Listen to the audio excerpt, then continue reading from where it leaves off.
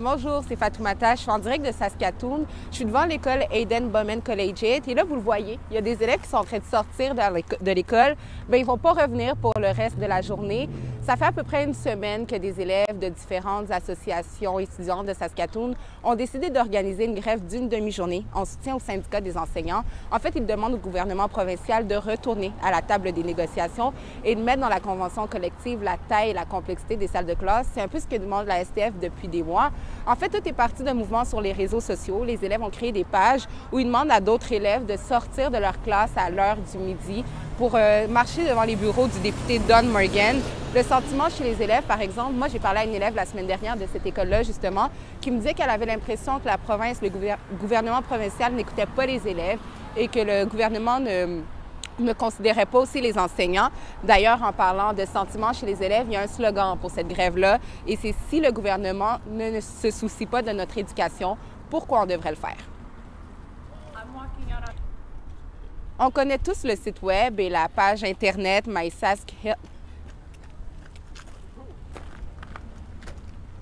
Oui, alors je disais, on connaît tous le site web et la page Internet. On connaît tous le site web et l'application mobile MySaskHealth Record de eHealth, qui nous a d'ailleurs permis d'avoir notre preuve vaccinale durant la pandémie. Mais aujourd'hui, le gouvernement provincial a annoncé les nouvelles mises à jour sur cette application. On peut maintenant accéder à des informations importantes sur les chirurgies à venir et précédentes, par exemple l'heure, la date, le nom du chirurgien qui va faire l'opération. En gros, vous avez toute l'info sur les chirurgies que vous avez déjà eues et celles à venir. Selon le gouvernement provincial, bien, ce type de fonctionnalité, ça serait une première au Canada.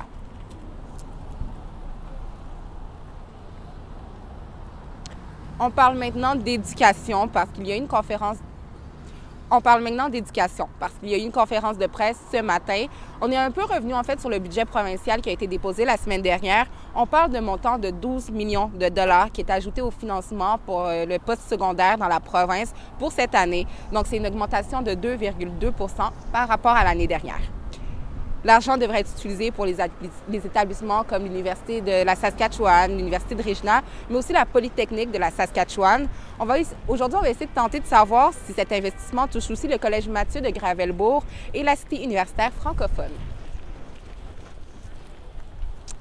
Et pour avoir plus d'informations sur ces annonces, téléchargez l'appli Info. Moi, je vais aller rejoindre les élèves.